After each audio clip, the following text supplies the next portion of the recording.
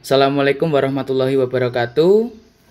Kita akan membahas mapel tentang bahasa Indonesia kelas 7 semester 1, yaitu mengenal soal AKM, literasi, refresh soal PTS. Baik, pertama-tama kita sebelum memulai pelajaran hari ini, kita berdoa terlebih dahulu agar apa yang kita pelajari benar-benar diridhoi Allah Subhanahu wa taala dan ilmunya bermanfaat. Bismillahirrahmanirrahim. Raditu billahi robba wa bil islami dinna wa bi Muhammadin nabiyya wa rasulah. Yuk langsung saja kita mulai. Apa sih AKM itu?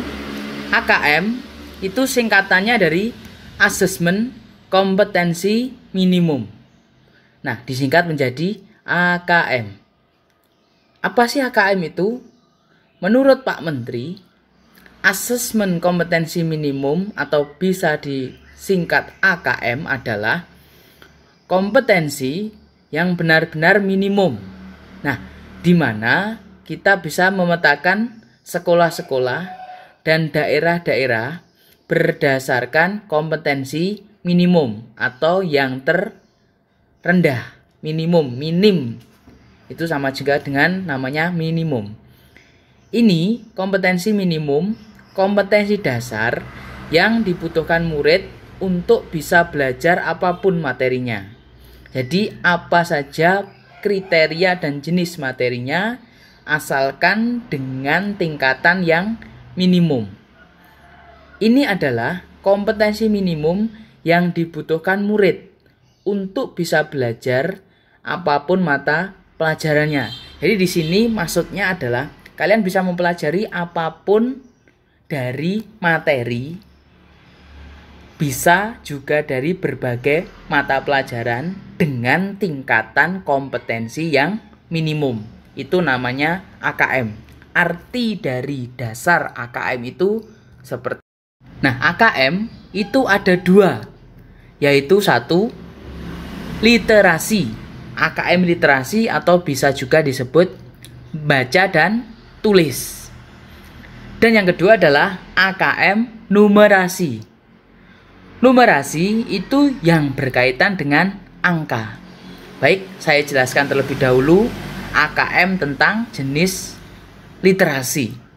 Nah, di sini literasi bukan sekedar kemampuan membaca, tapi juga kemampuan menganalisis suatu bacaan serta kemampuan untuk mengerti atau memahami. Loh, Pak, maksudnya bagaimana? Nah, di sini literasi itu garis besarnya adalah menulis atau membaca.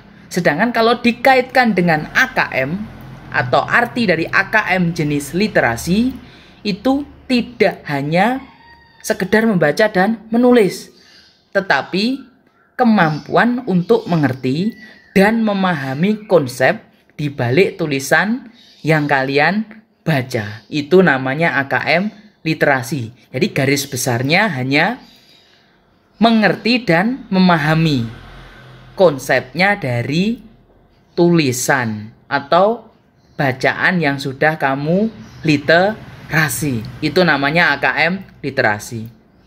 Nah, sedangkan kalau yang AKM numerasi adalah kemampuan menganalisis menggunakan angka.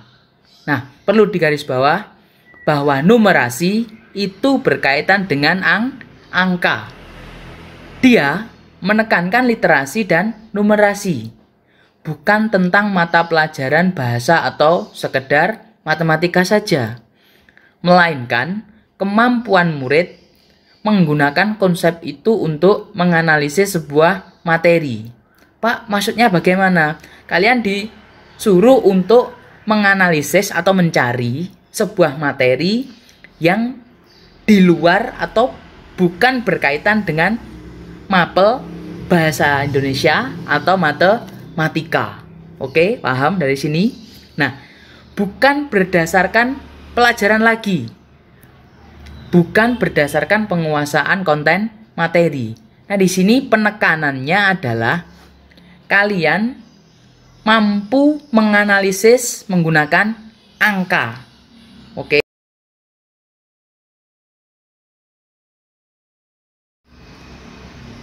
Apa yang perlu kalian ingat?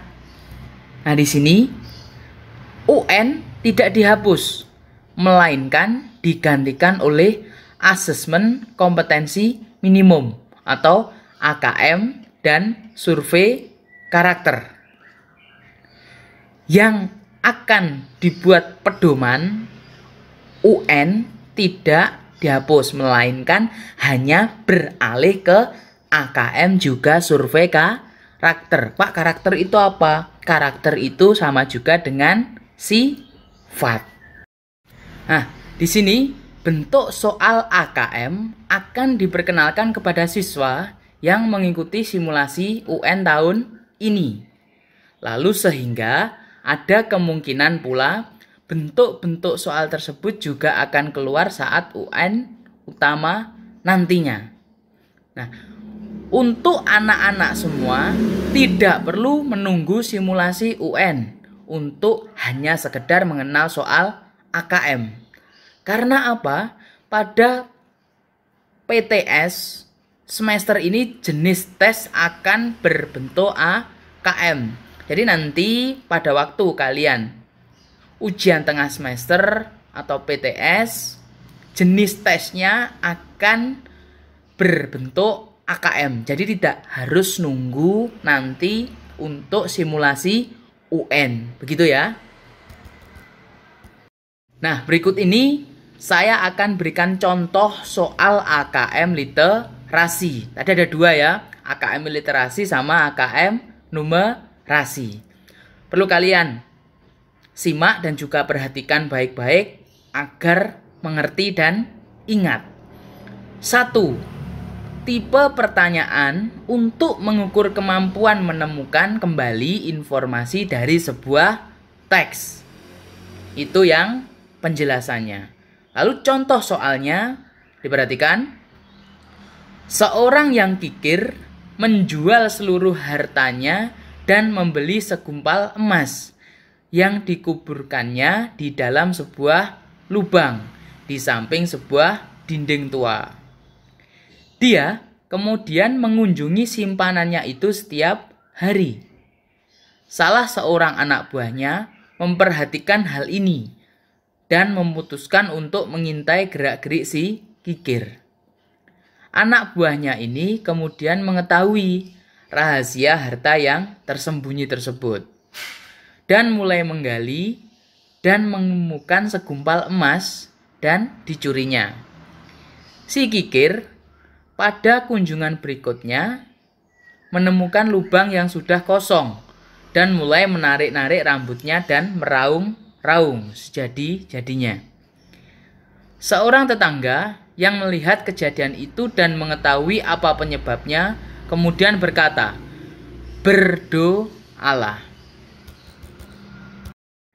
dan jangan bersedih, ambillah segumpal batu dan letakkan di dalam lubang itu. Dan bayangkan seolah-olah emas itu masih berada di sana. Bagi kamu, hal itu akan sama saja, karena sewaktu emas itu berada di sana, kamu tidak memilikinya. Karena kamu tidak sedikit pun menggunakan." Nah, setelah saya berikan contoh soal tadi, ini adalah pernyataan dari soal yang saya berikan tadi. Itu contoh loh ya, diperhatikan. Bacalah pernyataan berikut dan berilah nomor sesuai dengan urutan dari kejadian di dalam bacaan. Pertama, si kikir memutuskan untuk menggunakan seluruh uangnya untuk membeli segumpal emas. Yang kedua, seseorang mencuri emas si kikir.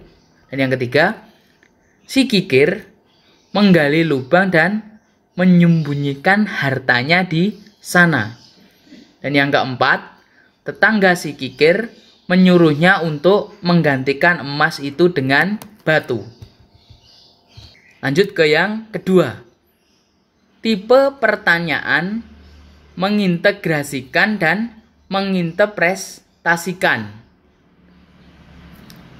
Pembaca dituntut mengembangkan interpretasi atau pemberian kesan ataupun pendapat. Nanti kalau ada pertanyaan yang menyinggung tentang interpretasi, itu artinya apa, Pak? Interpretasi itu artinya sama juga dengan pemberian kesan atau pendapat dengan mengintegrasikan. Nah, sedangkan kalau yang mengintegrasikan artinya adalah menggabungkan atau menyatukan. Itu makna umum. Berbagai pengetahuan dan menghubungkan rinci cerita dengan ide pokok atau ide utama. Seperti contoh soal berikut. Berikut ini adalah percakapan dua orang yang membaca cerita dari si Kikir dan emasnya. Pembicara satu, tetangganya nakal juga. Mestinya dia menggantikan emas itu dengan sesuatu yang lebih berharga daripada batu. Pembicara dua, tidak bisa. Batu itu penting perannya di dalam cerita ini. Nah, lalu kira-kira apa yang dapat dikaitkan atau dikatakan pembicara dua untuk mendukung pendapatnya? Ayo, kira-kira ada yang bisa menebak apa kaitannya yang dikatakan dari pembicara 2 dan 1? Yang ketiga, merefleksikan dan mengevaluasi isi bacaan. Pembaca membuat hipotesis. Hipotesis itu sama juga dengan dugaan atau menduga. Alasan perbuatan pelaku, cerita dengan menggabungkan informasi sebelumnya dengan informasi pada bacaan, serta informasi di luar teks. Seperti contoh berikut. Contohnya ini saya bacakan. Mengapa si Kikir mengubur emasnya? Contoh lain soal PTS berbentuk AKM yaitu,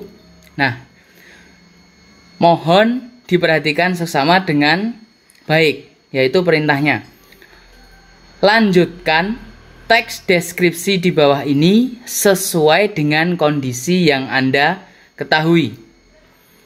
SMP Al-Huda Kediri merupakan salah satu sekolah swasta kebanggaan masyarakat Kota Kediri.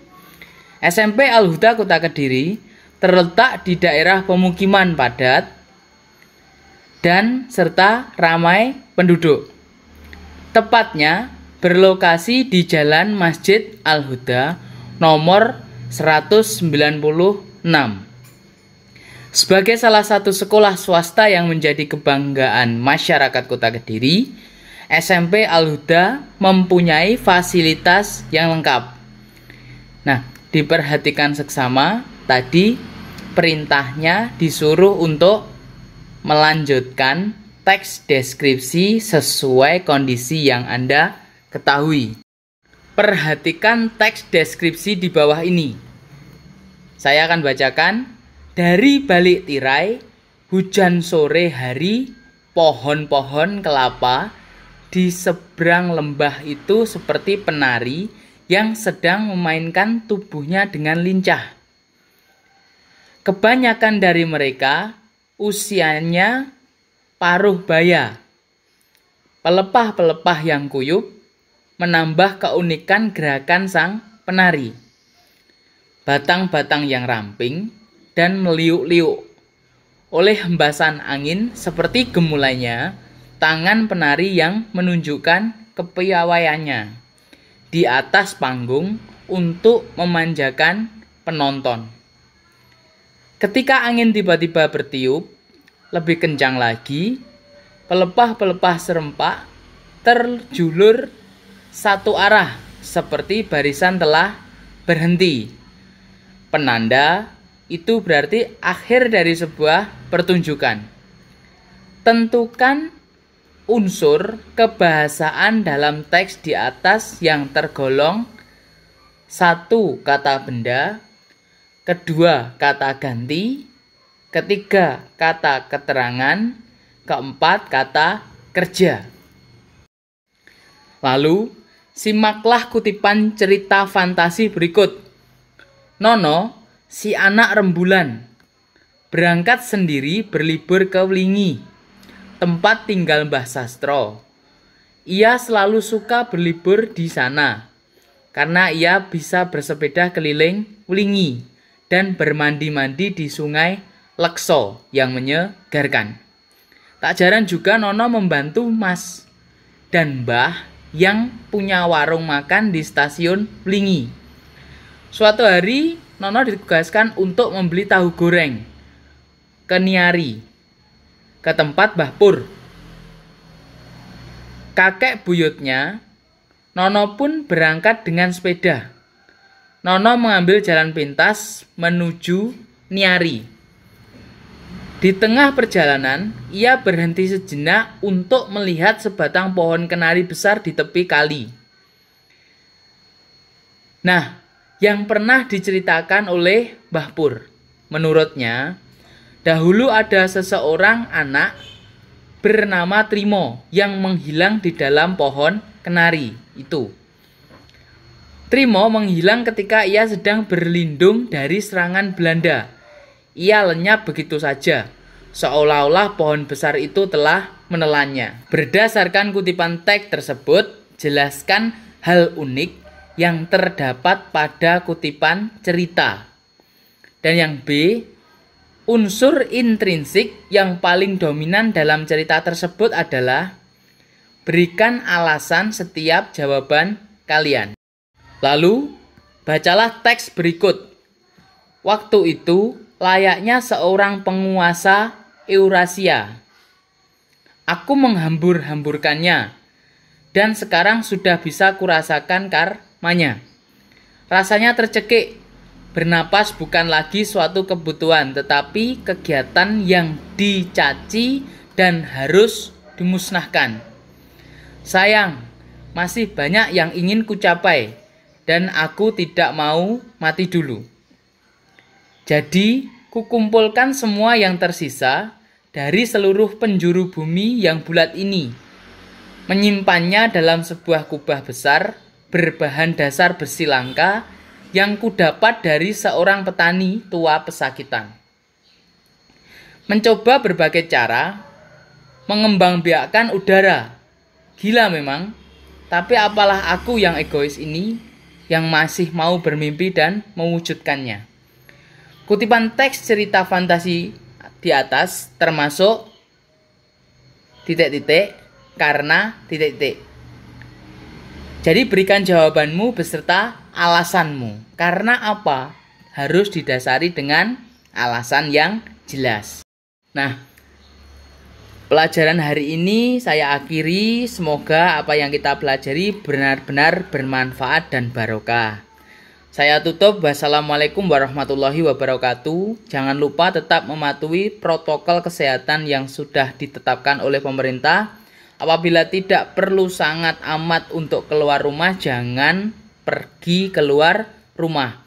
Pastikan kita semua harus dalam keadaan sehat walafiat agar lancar untuk berrutinitas. Selamat pagi.